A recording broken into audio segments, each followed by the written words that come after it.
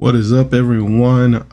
We are back with I don't know, power word fail reviews, anything like that. I don't know like a name for this, but we didn't drop a recording yesterday. I was in the hospital, not for myself, for someone else.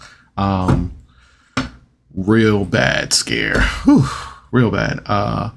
Still a little worked up, still a little emotional about everything that happened. Sorry, I've been a little vague, but you know, private life. You know, life be out here lifing. I don't know who needs to hear this, but life be out here lifing. Whether you like it or not, it's going to be out here lifing.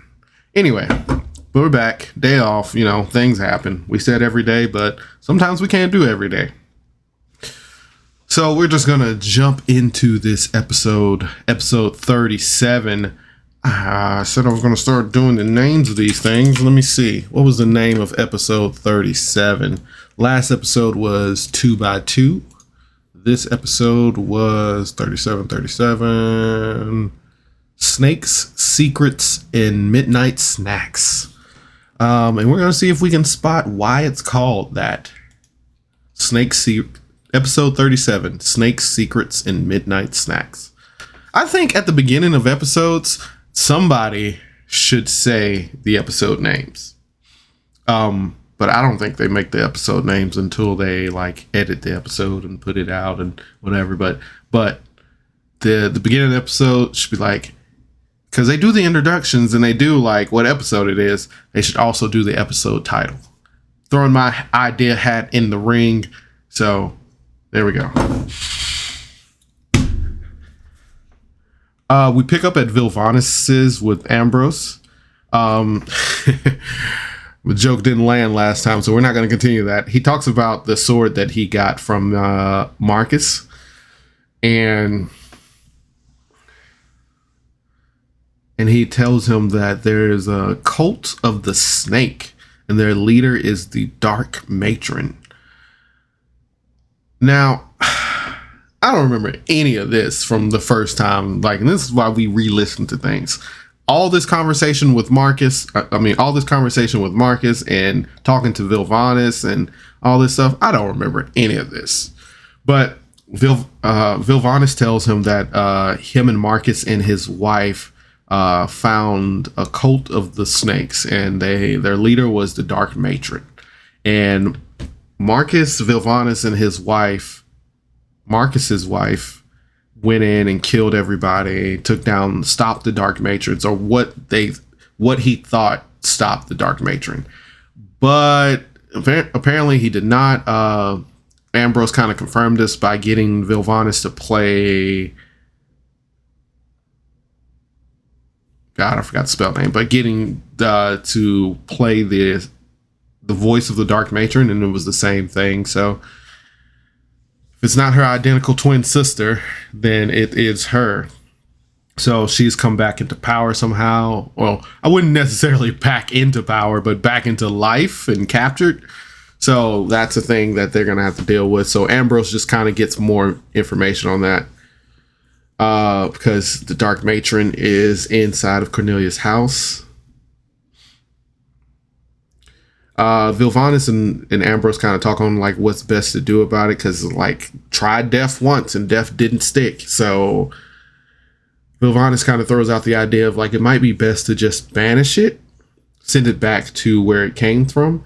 And Vilvanis and Ambrose kind of decide to work together to figure this thing out.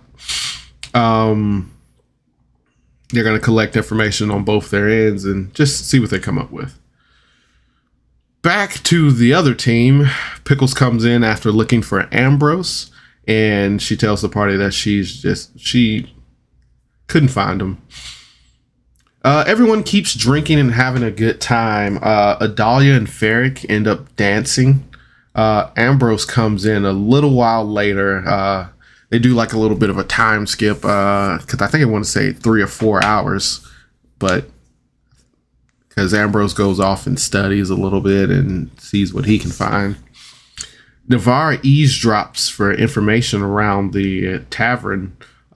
She finds out that there's a lot of confusion about who the Heroes of Mornstead is.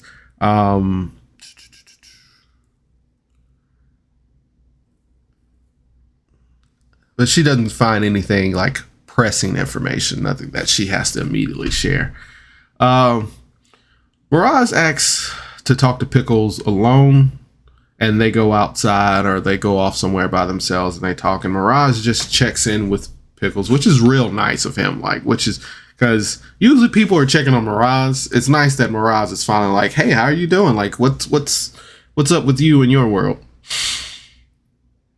Pkzel starts telling him that she doesn't remember a lot of stuff. She doesn't she doesn't even know her real name. Everybody just keeps calling her Pkzel, so she goes with it. She starts to tear up and cry a little bit, and then Mirage kind of is like, well, I'll tell you what I can. We're friends, so I'll tell you I fill in the bank. He says, I think you told me your name was Serena. And she was like, oh, that sounds right. They continue talking, and then Mirage tells Pkzel about the prince and why he did what he did, and, just kind of goes through that kind of song and dance, because, they're best friends. So if one person's going to listen to Mirage, it's going to be Pkzel. They come up with an idea for Ambrose, because Mirage wants to talk to him again. So she was like, why don't you give him a gift? Or he was like, I'll get him a gift or whatever. But so they start brainstorming on ideas for a gift for Ambrose, and they come up with this Pkzel crossbow launcher or something like that.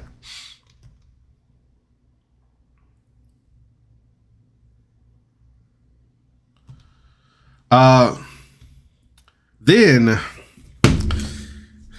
we get into the real pressing issue here. Mirage tells Pkzel he's in love with Ambrose. I think somebody came on the mic and was like, Mirage needs some therapy. Mirage needs some therapy. Cause I take it back. Mirage and Ambrose was getting real close. They were becoming real good friends. But I don't know if Mirage has this complex of like, this person is nice to me, so I like them. And you got to be able to differentiate. That's a hard word. Just friendship and relationships. I mean, well, all relationships are friendships. But love interests or whatever. Just because somebody's nice to you doesn't mean that they want your body. It just means they're a nice person. But him and Ambrose were getting real close, so I could see how Mirage can attach to him. I feel like all Mirage's life is just trauma attaching, just kind of like vulnerable trauma attaching. I think that's what it's called, but wouldn't explain why he didn't attract. I wonder if he tried to hit on Pkzel. I think there was some, like, when in one of the past episodes, Pkzel's kind of just like, oh, he hits on people and falls in love with them all the time. So I wonder if that ever happens between him and Pkzel's just like, hey, no, bad Mirage. Anyway, we go back inside. Ferric is yelling in his native language. Austin's really good about making up like languages. I don't know if he made it up, or I don't know if he practiced it. I don't know if it came out. I don't know if he was just baby talking, babbling, but it was good. He was like, Ferric's he's so drunk that he's just talking in his native language.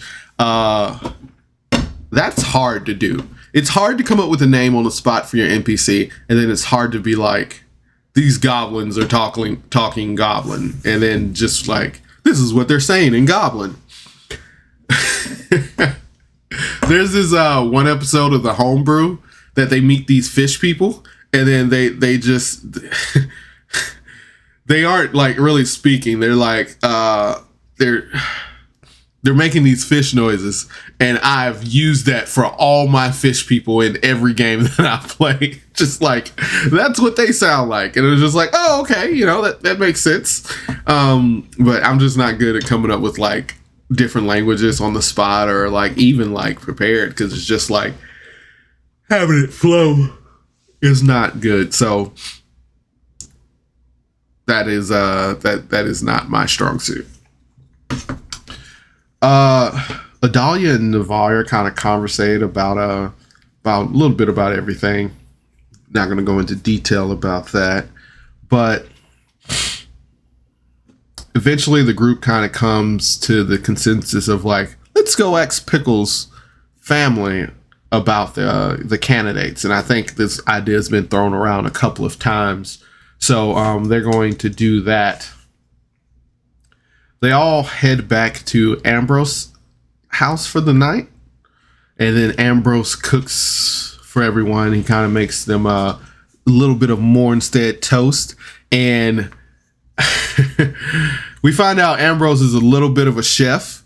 Or is it Ian that's a little bit of a chef? Because he starts describing like how he's going to prepare this stuff. And I was like, I see you, Chef Ian, doing a little Salt Bae in there. Like, you know, just... but he does his thing, and then he heads to bed.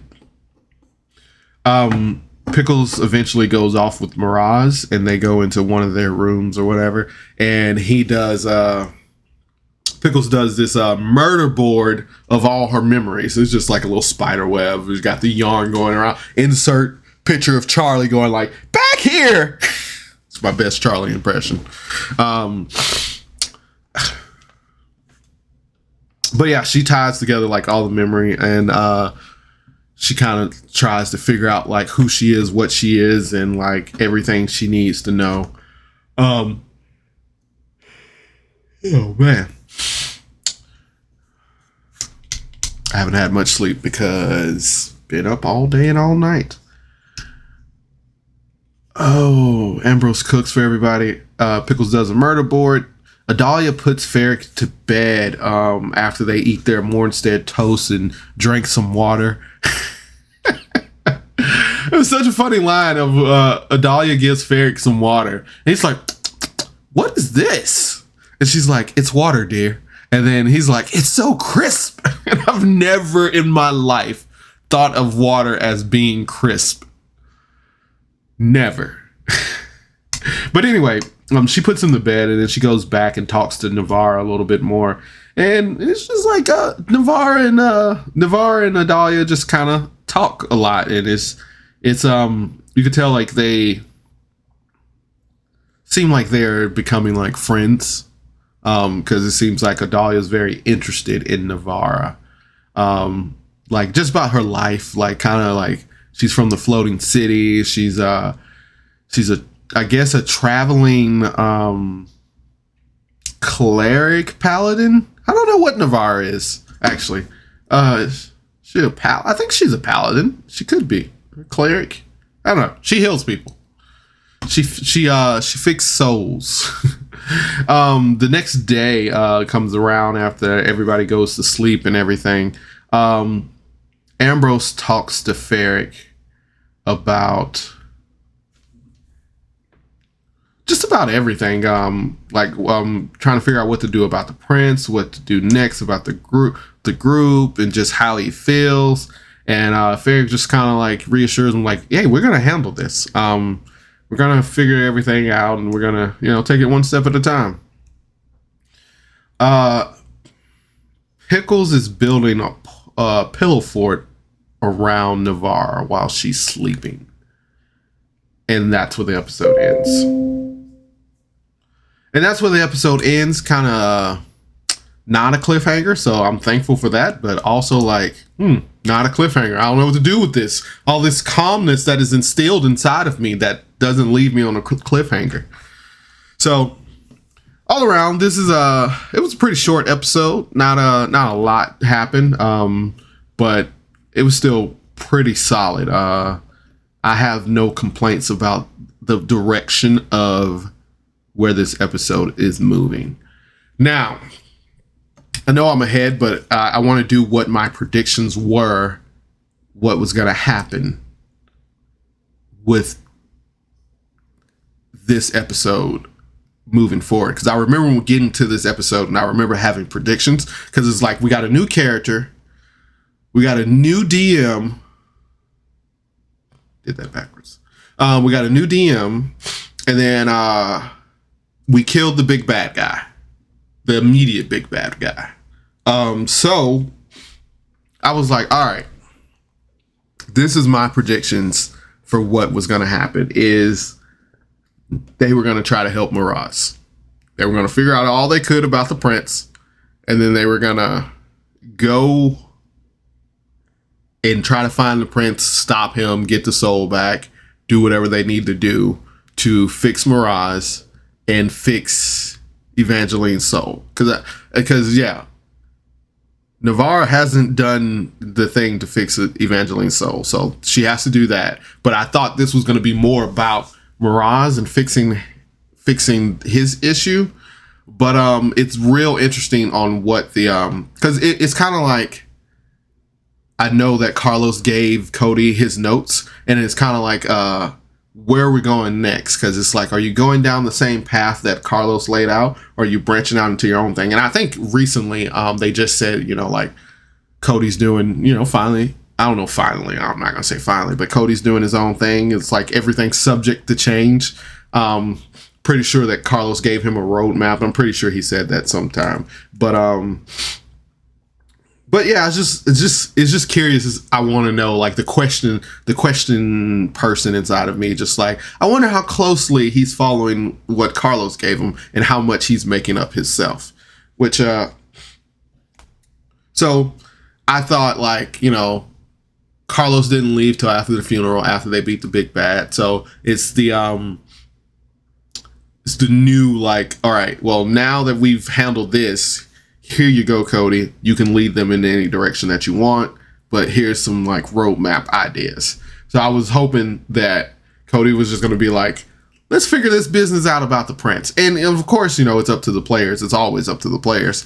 But I thought we were going to go in that direction. But what comes next is surprising. It is really surprising. It is good. Everybody does a good job, and I can't wait to get there. And who knows what I think happen might still come true. Sorry, I was about to go hop in the Discord and ask a question. But yeah, so this episode, lot of drunkenness, lot of talks, a lot of emotions being felt right now.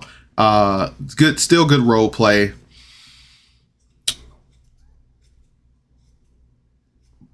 I do think this episode was not moving anything forward as per se. Well, I mean, Ambrose went and did some stuff and did some things, but I think it was just kind of like, what should we do episode, not like, what are we doing episode. So I want to give this episode 7 hit dice out of 10. 7 out of 10. Still a solid episode. Still pretty good role play from everybody. Cody did a good job. But I think brain fart. Anyway, but yeah, good job, guys. As always, thanks for tuning in to Miles TV. You guys have a nice night. Good night. Bye.